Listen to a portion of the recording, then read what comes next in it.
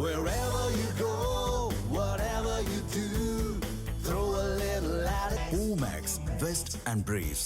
பெண்களை இழிவுபடுத்தி பேசுபவர்கள் இத்துடன் நிறுத்திக் கொள்ளாவிட்டால் அனைத்து பெண்களையும் ஒன்றிணைத்து மாபெரும் கண்டன போராட்டத்தை முன்னெடுப்போம் என தேமுதிக பொதுச் செயலாளர் பிரேமலதா விஜயகாந்த் தெரிவித்துள்ளார். சென்னை கோயம்பேட்டில் செய்தியாளர்களிடம் அவர் பேசியதை தற்போது பார்க்கலாம். மார்க்சிஸ்ட் கம்யூனிஸ்ட்டும் இந்தியன் கம்யூனிஸ்ட்டும் இன்னைக்கு முடிவு பண்ணிடுவோம். நாளைக்கு விடுதலை சிறுத்தைகள் முடிவு பண்ணிடுவோம். நேர்காணல் போயிட்டுருக்கு. வெகு விரைவில் உங்களையும் அழைப்போம்.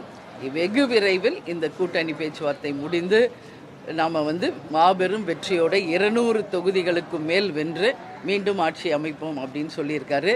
நானும் சொன்னேன், வெகு விரைவில் நாம் முடிவெடுத்து எல்லோரும் களத்துக்கு செல்ல வேண்டும். ஏன்னா ரொம்ப ரொம்ப குறுகிய காலம்தான் இருக்குது தேர்தலுக்கு நாங்கள் பணியாற்றுவது. எனவே களத்திற்கு சென்று மக்களுக்காக அவங்கவுங்க தொகுதியில் வாக்குறுதிகளை கொடுத்து மக்களை சந்திக்கணும். எனவே வெகு விரைவில் களத்துக்கு செல்லணும்னு அப்படின்னு அவர்கிட்ட சொன்னேன். வெகு விரைவில் நாம் அனைவரும் களத்துக்கு செல்வோம் அப்படின்னு சொல்லியிருக்காருங்க. இல்லை, அவங்க நடத்துகிற ஆர்ப்பாட்டமே பெண்ணுக்கு பாதுகாப்பு இல்லை அப்படின்னு சொல்லிட்டு ஒரு ஆர்ப்பாட்டத்தை நடத்துகிறாங்க. நான் ஒரு பெண்.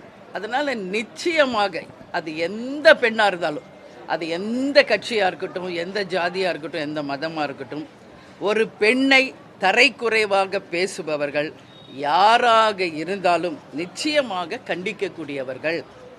அதனால் அந்த வார்த்தைகளை அவங்க குடும்பத்திலையும் பெண்கள் இருக்காங்க.